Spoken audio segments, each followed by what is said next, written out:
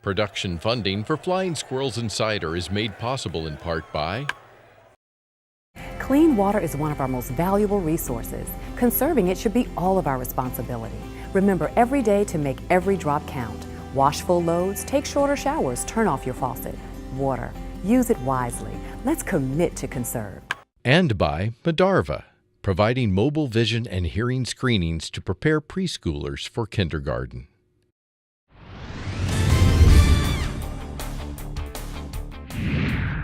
The season is ticking down, but don't sleep on the Squirrels just yet. Exciting new prospects are coming to town as more players are being promoted under the guidance of Coach Kyle Haynes. Jay and Sam will break it all down. Find out why the team is trading in baseballs for bowling balls, and it's all for a good cause. Former big leaguer Vic Black stops by FSI Field to talk about the mental side of the game and explain how a small mechanical change brought his velocity up 10 miles per hour.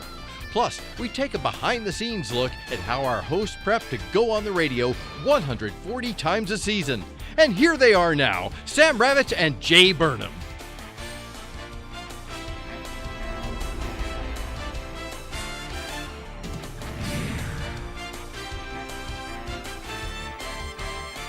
Well, hello again and welcome back to Flying Squirrels Insider. Believe it or not, after this weekend, only 11 home games remain in 2017. Running out of time to check out the Flying Squirrels. We're going to dive into the 2017 squad here on the show and learn a thing or two about a guy that pitched in the big leagues by the name of Vic Black. He'll stop by the studio, but first we'd like to remind you, if you want to win free stuff, go ahead and text us to FSI 63975 with mobile marketing services provided by Opt-in Technologies. No purchase necessary. Message and data rates may apply. Also, once again, a big thanks to our partners, including Utility Buddy from the City of Richmond Department of Public Utilities. They make us aware of Richmond's natural gas safety program. If you cook or heat with natural gas and you live near a natural gas pipeline, if you expose or cause damage to a pipeline, no matter how minor it might seem, call 646-7000. And also thanks to Medarva, their vision and hearing screening program is an educational program with a screening component providing free state-of-the-art vision and screening hearings to children about to enter kindergarten. Free vision and hearing screenings are currently available for scheduling in the cities of Richmond. You can check them out at screening@medarva.com. All right, with that said, Flying Squirrels season wrapping up. I'll bring in my broadcast partner, Sam Ravitch. And Sam, where does the time go, my friend? Oh, it goes fast, Jay, but I think this is probably one of the better stretches that we have seen from the Flying Squirrels over the past couple of weeks. Offensively, defensively, everything coming together just a little bit. I would agree. Towards the end of July, the Flying Squirrels matching their season-long winning streak with 4 consecutive W's. Playoffs most likely not in the cards for the Flying Squirrels this season, but Sam, Richmond getting some new faces. Let's start with Aramis Garcia and what his arrival might mean for Richmond. Yeah, Aramis Garcia is an electric player. He's ranked the number 9 prospect in the Giants organization, according to Baseball America. He's a rare kind of player where he provides the power from the catcher spot, and we don't really see that if you look around the major leagues organizations. Aramis Garcia can provide some power, 17 home runs, 65 RBIs with San Jose prior to getting called up to the Flying Squirrels, so I'm excited to see what he can provide. Yeah, those power numbers that you reference out in the California League amongst the league leaders prior to his arrival. Now, this is a guy that we expected to be here in Richmond earlier. However, pretty significant injury trying to slide into second base to break up a double play last year derailed his arrival time. I would agree with that, and it's going to take some time, of course, to not only get back from that injury, just make sure he's solid there behind home plate. But also, Eastern League pitching is a lot different than we've seen in the Cal League in San Jose. We've seen guys struggle a little bit in the transition. Dylan Davis was one of those guys where the power and the numbers aren't necessarily the same. They don't translate right away. It's going to take some time just to acclimate to the Eastern League pitching. And Aramis Garcia, one of the guys that I think a lot of Giants fans eager to see what he does at AA, because I think you were about to touch upon this. You don't see that offensive production from guys behind the plate. That's just sort of how the nature of the position, the wear and tear you get defensively takes away from your offensive game. But Garcia could be one of those rare specimens where he does have both sides of the ball. He could be, and he's got that build too, you know, just that strong build, and he's confident behind the plate too. And even in his stance, when you see him swing, he swings really hard, and you hear him in batting practice, the ball off the barrel of the bat. It sounds great. Looks the part too, 6'2", 230. He's an exciting player to come out and watch for the Flying Squirrels. That does force Flying Squirrels starting catcher Jeff Arnold to the back seat, at least for the time being. All right, as we talk about this Squirrels team, we talk about former Squirrels, and there's guys that we've discussed that have gone right from this level to the major leagues this season. But there's one guy that the Giants are able to get back into the fold, and that's Jarrett Parker, and he has made an immediate impact at the big league level. Yeah, he has, and we've talked about him on the broadcast as well. He's kind of that X factor that the Giants have been looking for out in the outfield. Played 231 games for this Flying Squirrels team a couple of seasons ago, not all that long ago. So I think it's important for some of these younger guys to see, hey, Jarrett Parker made it up there. I can maybe make it up there too. But Parker, one of the integral parts for the Squirrels and now for the Giants. Yeah, and the Giants, I think, hoping that Parker would be that everyday left fielder where they've had some difficulty this season. He had an injury making a spectacular catch back in April, set him off course for a couple of months with a broken clavicle, but now he's back and looking good for San Francisco. Two more guys we can touch upon briefly here. Carlos Moncrief making his big league debut a few weeks ago, getting into the lineup, and also Miguel Gomez, a guy that started the season here in Richmond. Good to see those two guys getting playing time. It is, and we've seen Moncrief actually almost on SportsCenter top 10 plays. He almost made a miraculous throw out from the outfield all the way to home plate. It was an inside the park home run. He was safe, but the throw was on the money, line drive to home plate. It was a great throw. And Miguel Gomez as well is a guy who's filling in nicely.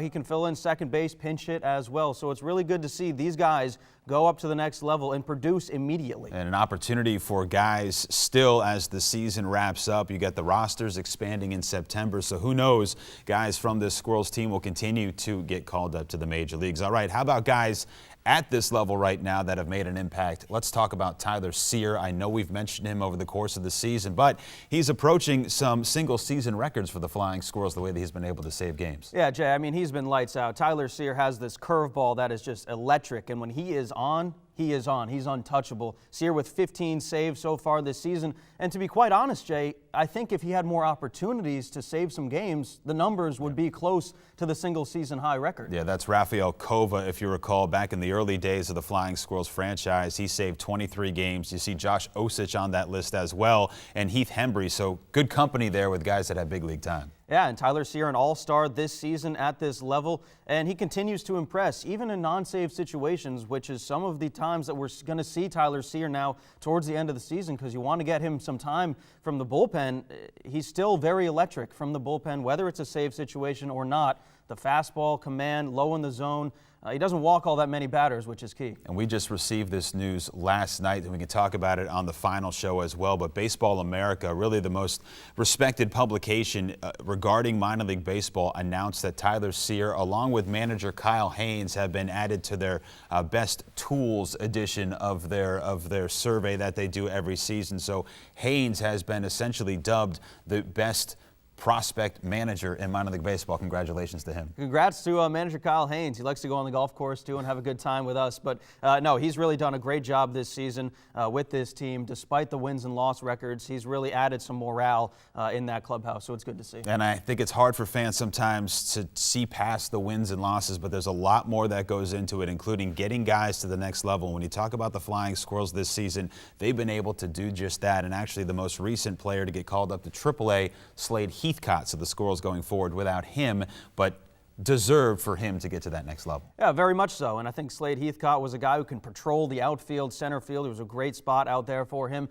And a leadoff spot as well to add some power. He was almost leading the Squirrels in home runs for the majority of the season. And it's really good to see these guys get to the next level. We talk about Gage, Suarez. We'll talk about them on the final show as well. But that's really the goal for these guys to get up to the next level. Okay, as we wrap up this desk segment, Squirrels and the Giants making a few moves at the trade deadline. Not many, but San Francisco getting a couple of guys really for nothing. A player to be named later assigned, Tyler Herb. We've mentioned him. He's put together 5 consecutive quality starts. And then Dylan McNamara throwing out of the bullpen now into the starting rotation. Yeah, really good to see these guys. You talk about Tyler Herb. My goodness, he can be lights out. His past couple of starts has been really impressive. He's allowed like 1 earned run each start the past 3 times. He's been really electric, and he's gotten some help from his defense as well. He's a guy that's going to pitch to contact, And I think that's important to let these guys on the defensive side try to help you out and get some outs. And then McNamara, a guy that they acquired from the Yankees for cash considerations, he's been thrust into the starting rotation because Sam Coonrod has been put in the bullpen, but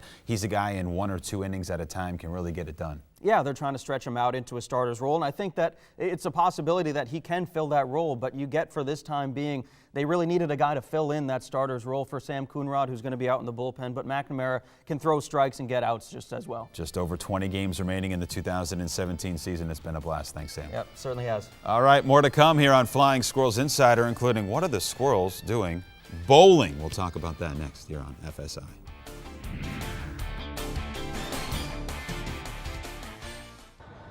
Well, it's no secret the Flying Squirrels enjoy having a ton of fun here at the Diamond throughout the course of the year. But what's going to happen when the Flying Squirrels take this show on the road and into the lanes? How about the bowling lanes? That's right. New for 2017, the Flying Squirrels have teamed up with community partners to bring to you Rally in the Alley.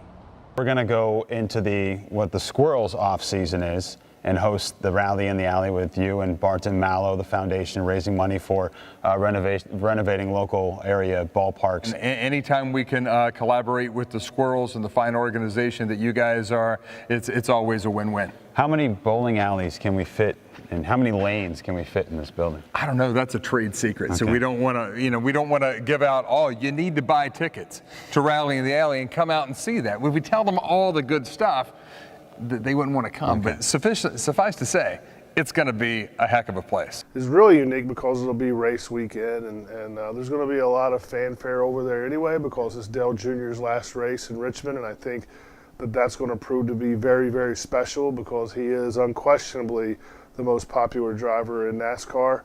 We got the dugout tops built, the concrete laid, and then the benches were actually put in by the Henrico Career and Technical Education Center. And we did this here and at Westover Hills Park, and then at Belmead and Blackwell Community Centers, we did the dugouts and then a little more work on the fields there as well. This will be the 3rd year for the Field of Dreams Fest, and the event that we're doing this year for Field of Dreams Fest is called Rally in the Alley. We have 8 bowlers from the Professional Women's Bowling Association. They're going to actually be in town for the PWBA Championship.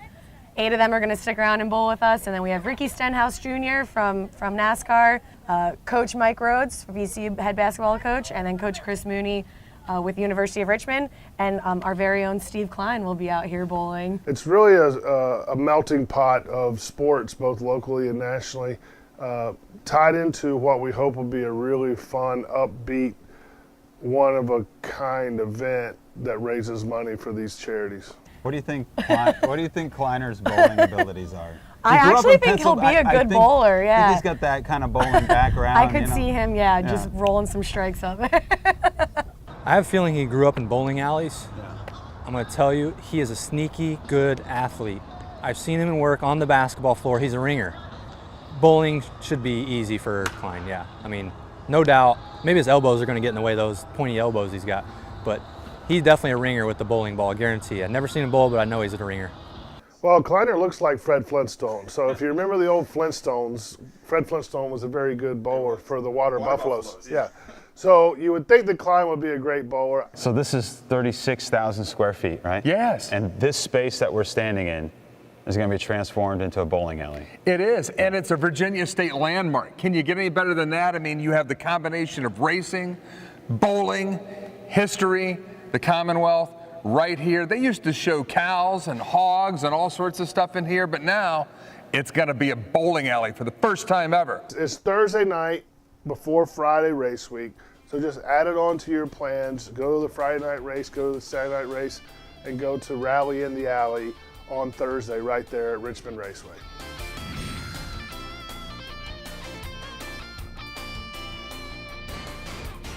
Here at FSI Field with Flying Squirrels relief pitcher Vic Black. And Vic, thanks for being here today, man. Absolutely. Thanks for having me. Before we talk a little bit about your past, I just want you to kind of give us an update about how you've been feeling this year and how I guess you came to be within the Giants organization. Absolutely. Man, I'm feeling good. We were talking, like I said, before the set, and health is there, which is always the biggest concern for a baseball player and a pitcher, because if we can't throw, you can't do anything else. They're not going to hit us. They're not going to pinch run us.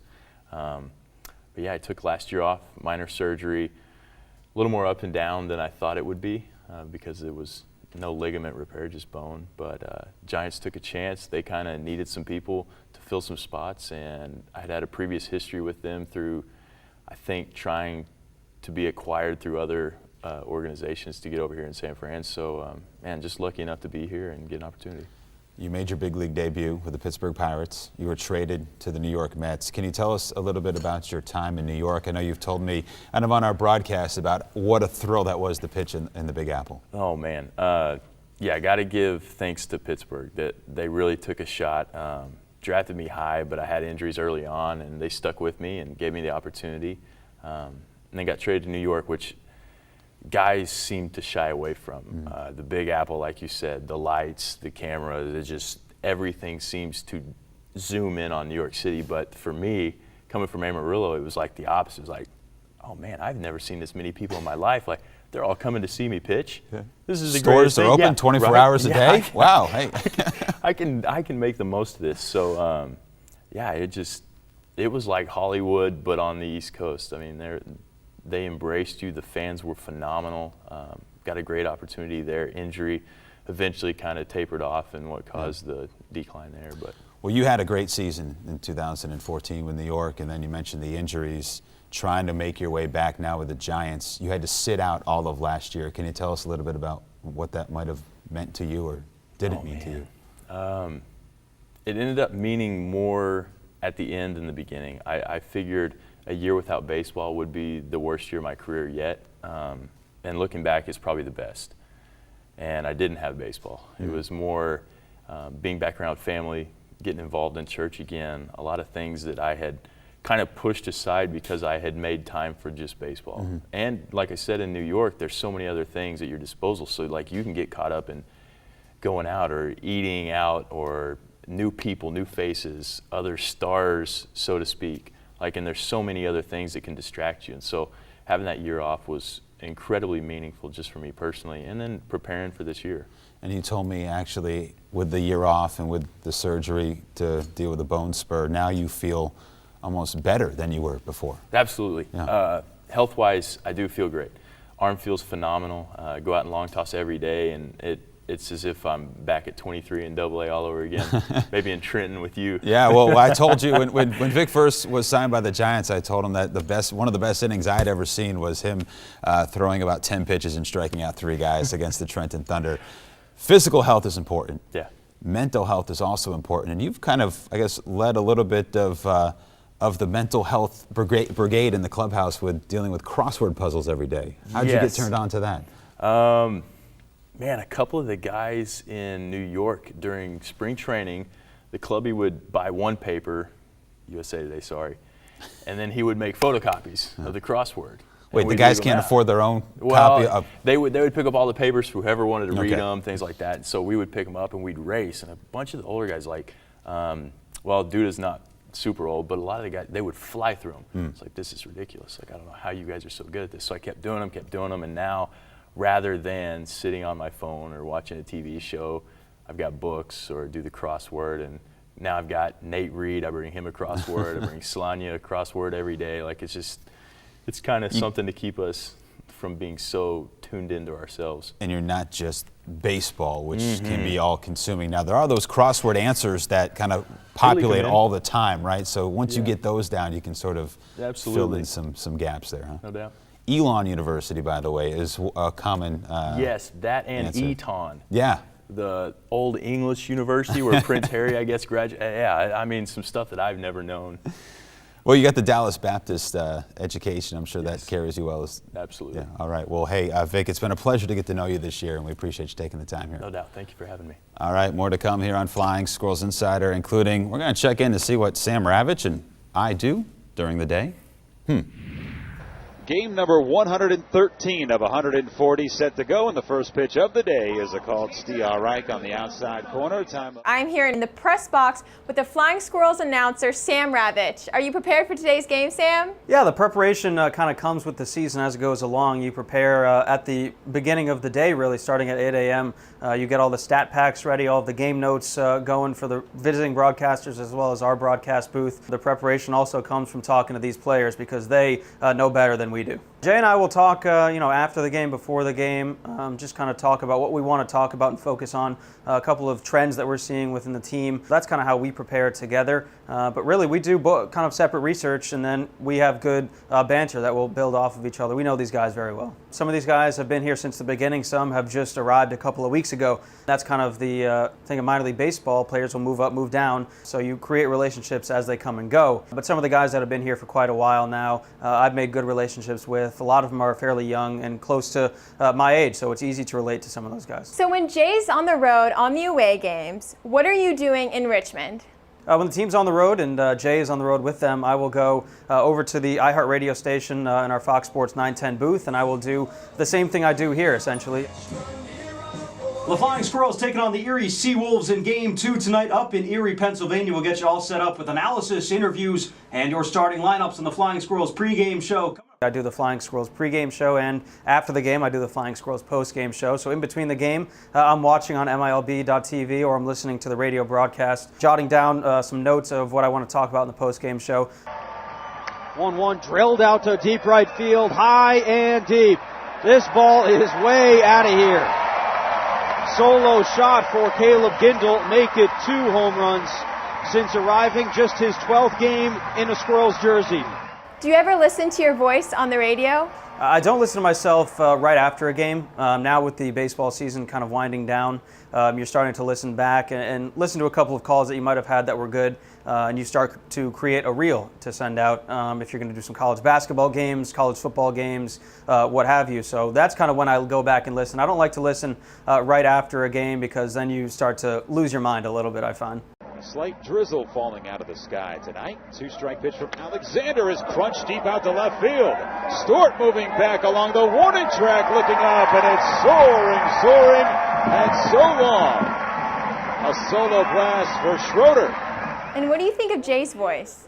Jay has the iconic baseball kind of voice, the Vin Scully voice, if you will. Just very traditional baseball. It's a great voice that he has. It's much lower than mine, but he has a great baseball voice. He's really able to bring the game alive. He uses stories and intertwines that with the play-by-play as well. So Jay kind of has that baseball voice. When you think of baseball, you think of radio broadcasters, you think of Jay.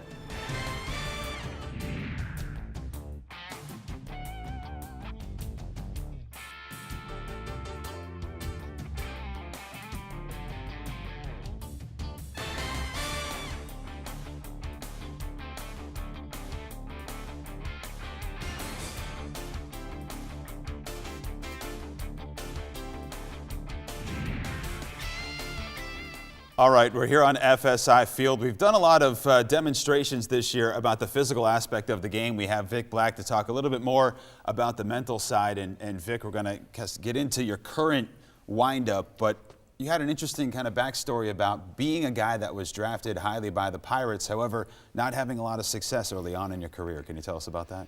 Yes, injury was a big deal. They wanted to keep me as a starting pitcher. Felt like I had projected as that, which is probably why they drafted me so high. Sorry to have let them down. But no, coming from injury, a lot of guys tend to overanalyze or try to do more and reproduce what they remembered being like. Mm-hmm. And the biggest thing for me was getting back with an old coach and him coming to me with something as simple as like, hey, we're done with mechanics. We're just going to play around. Just mess around. Yeah. See what works, right? Yeah, absolutely. Okay. And it's something that allows us to get away from forcing, which doesn't work. Your velocity was a little bit down. Mm-hmm. You get into the bullpen, you start messing around. What happened? Yeah, just like I said, 3 days. I was in West Virginia, had just thrown 86 to 88. 3 days later, threw 97 to 98 for the first time since college, and it really was due to a small mechanical change, which probably affected more mentally. But and it's called the glove tap. It's called the glove tap. We're calling it here. Absolutely, and it's been talked about whether it's bad for pitchers or it's good or it causes inconsistencies in the delivery, but so not for everybody. Not for Kids everybody, at home. absolutely. Okay, all right. No, so yeah, I would line up. Well, let me just go sideways. Come set, and most guys keep their hands together and then break over their knee, which is kind of the mechanical pitching guru. This is correct deal. And the break is when you take the ball out of the glove. Absolutely. Okay. So, but rather than that, when I raise my knee, I take the ball out early and then put it back in, and it causes the glove tap, but it's also like a timing trigger for me and for other guys. And I've seen it work really well with converted position players because I think, like I said, mentally it's a big fire for us because whether we're fielding ground balls, catching pop flies, or for me as a catcher, the moment the ball was in the mitt, fired for when I threw to second. So there was this rhythm thing that would start. So let's see it in full motion. All right. I won't throw it though. Tap. Oh yeah. Are there That's other it. guys that do the tap? There are. Holland Derek does Holland? it. Yeah, and his is really heavy. He pounds in really hard. One of the Giants guys, Hunter Strickland, I was with in AA and got him to start doing it. He doesn't do it as big now because they were afraid he was tipping pitches. There's quite a few, if you'll notice. Herb, right now, you can't see it, but if you're right behind him, it actually separates, doesn't come all the way out. But it's this momentum rhythm builder for us. So maybe if you were a position player and you're trying to find your groove on the mound, the glove tap. The glove tap's it. Brought to you by Vic Black and the Flying Squirrels. Absolutely. Well, it's unique to watch because you don't see it all the time. And so you wonder it might, tip a pitch because you're bringing the ball out a little bit earlier. Yeah, and that's what I was concerned with, but the coach at the time was like, Vic, we just need you healthy and throwing. And it played well for 4 years until I got injured, so apparently wasn't tipping much. Keep doing it. Thanks, Vic. Absolutely. All right, that'll do it for us here in the penultimate episode of Flying Squirrels Insider. The finale will be at the end of the Flying Squirrels season. Don't forget, only a handful of chances to check the Squirrels in action. Big thanks to the crew here, all the WCV studio folks, and my broadcast partner, Sam Ravitch. Until next time, my name's Jay Burnham saying so long from Richmond.